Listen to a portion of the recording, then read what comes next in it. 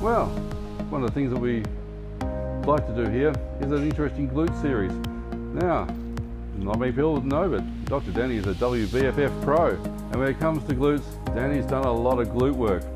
So Danny's going to take over what is basically the glute series that everybody can do. It's a beautiful basic series in all the right ways, and Danny's going to take you through it. Go for it, Danny.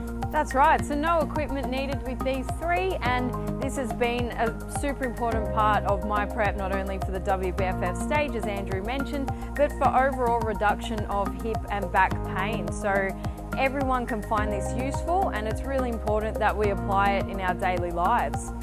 So Tilly, we'll start you off with the side lying clam, the lock edition of course. So lying down with your bottom leg straight, going to hook your toes behind the ankle there, and really important that we're making sure that the top hip is facing the mat. What we'll do, we'll complete 15 reps each side. So I'll get you to slowly lift your knee to the ceiling and coming back down.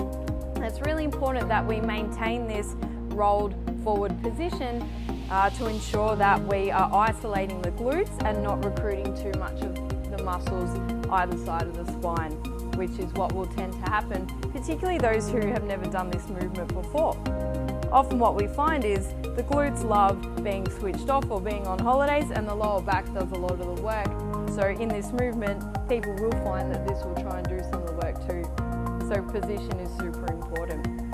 It's really important that we take note and really slow the motion down, holding a nice squeeze at the top and keeping that tension as well. So when we've done 15, we'll swap sides.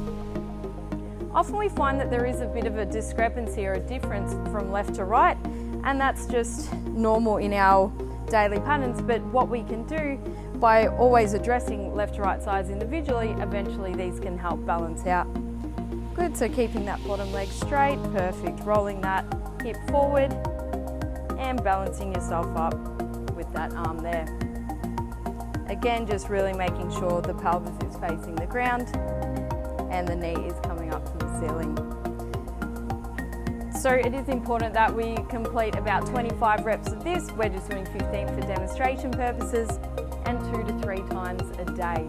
A lot of us being at home, we're going to be sitting down more. So it's important that we keep those glutes activated. How's that feeling, Tilly? Beautiful. So the lock clam is number 1. Then we're going to move into the prone hip extension with the bent knee. So Tilly, we'll get you on your front, please. Good. So forehead touching the ground, and then that will allow the muscles of the upper trap and neck to rest. So let's shuffle you up a little bit. Thank you. Beautiful. So we'll pop you there all the way up. Okay, so forehead resting on the ground. We will place your hands under your pelvis. Good, and bending one leg here. Good, so this takes out the hamstring from doing a lot of the work as well. From there, we're going to press the pelvis into your hands.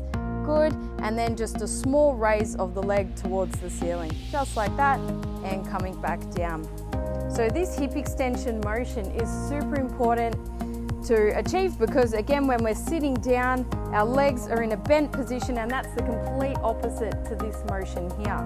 And for those who love using the hip thrust with a heavy barbell, we need to make sure that we achieve this last little motion to get full use of the exercise anyway. So if we can't actually achieve glute activation on this, then we technically haven't earned the right to add weight on the barbell. So a really good movement here. Good, let's swap sides. Ideally, we want about 15 reps of this exercise, but we'll do less today for demonstration purposes. Good. Again, often just be wary of the lower back muscles wanting to take the load there. They love being super strong and tight, so rather than always getting them stretched or massaged, it's important that we work on the muscles that aren't being worked and aren't as strong. Fantastic. So we've had the lock clam, prone hip extension with the bent knee, and we'll finish off with some hip extensions. So we'll get you lying on your back, please. Good. Alrighty, so a few cues come into this. So we'll get you to bend your knees, please. Awesome. Now the foot position is important. Everyone's a little bit different, so it's important that we just really pay attention to, okay, which position's best for me. If the feet are too far forward, we'll be recruiting more of the hamstring. If they're too close to the glutes, it'll be more quad. So we have to find that sweet spot in between. So let's bring them back just a touch. Good, and shoulder width apart. Fantastic, so we'll keep that there. Next, before we raise the hips up, we actually want to utilize the front of our core muscles and keep everything really nice and tight. People often use the words activate your core, but most people don't actually know what that is. So a cue that I love is ribs down, meaning we bring our bottom rib to the top of our pelvis and really squash that. If we struggle to achieve that, I just say squash my hand with your lower back, so pushing down, good, and that really activates and keeps everything nice and tight. Once we hold that position, which is quite challenging in itself if you haven't done it before, we then slowly raise the hips up and push the knees out. Fantastic. Hold that there, really squeeze the glutes at the top and slowly coming back down.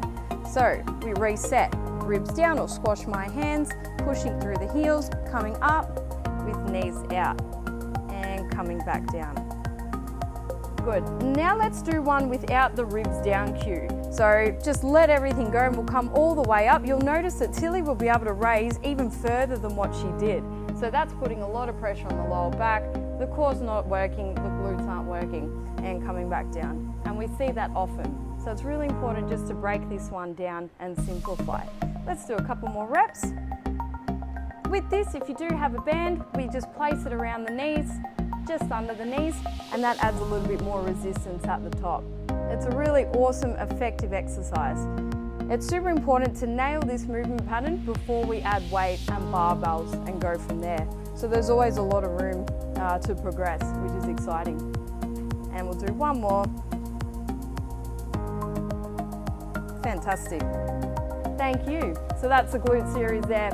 Super simple, no equipment needed. The lock clam, prone hip extension with the bent knee, followed by double leg hip extensions from the ground. Thank you.